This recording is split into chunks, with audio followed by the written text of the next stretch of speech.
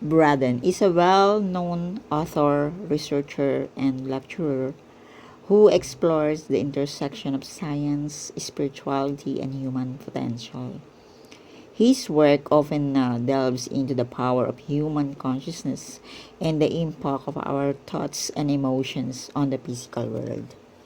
Here are key of his some of his key ideas related to thoughts and emotions. Nakaka-relate po kasi ako dito sa thoughts and emotions. The power of human consciousness and the intentions. The power of intentions. The power of human consciousness, quantum physics and consciousness.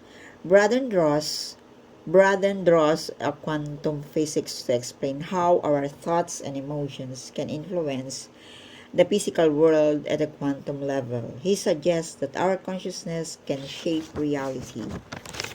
Number 2, the heart-mind connection.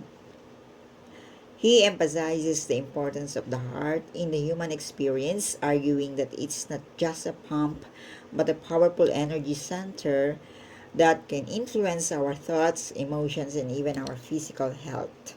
The role of emotion. Number 1, emotions as energy.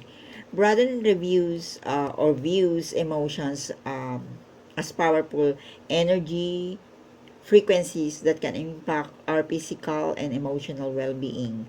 Positive emotions like love and gratitude can have a healing effect, while negative emotions can contribute to stress and illness. This is true.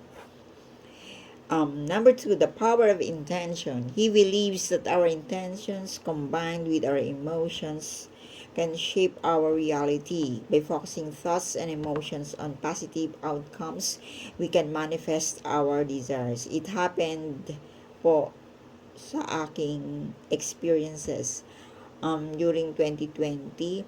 Sabi ko, paano ako makakatulong sa mga tao at sa family ko. At lagi ko pong sinasabi na I want to help, pero hindi ko alam kung paano. So, ang nangyari dyan, nagkaroon kami ng business na mga basic goods and nakapagpatayo kami ng bahay, which during the time, dun sa bahay, wala na pong mga ayuda na nanggagaling from government. So, yung sweldo nila na pinapasweldo namin, malaking tulong sa kanila for 4 months. Practical applications. Braden offers practical teachings, practical technique for harnessing the power of thoughts and emotions, such as heart coherence. Practices like meditation and deep breathing can help us achieve a state of heart coherence where our heart and mind are aligned, leading to greater emotional balance and clarity. Positive affirmations. This is also, I believe, these positive affirmations. Repeating positive affirmations can reprogram our subconscious mind and shift our beliefs and attitudes. Visualization. Visualizing positive outcomes can help us manifest our desires. While Braden's idea may seem unconventional to some, his work has resonated with many people, just like me, who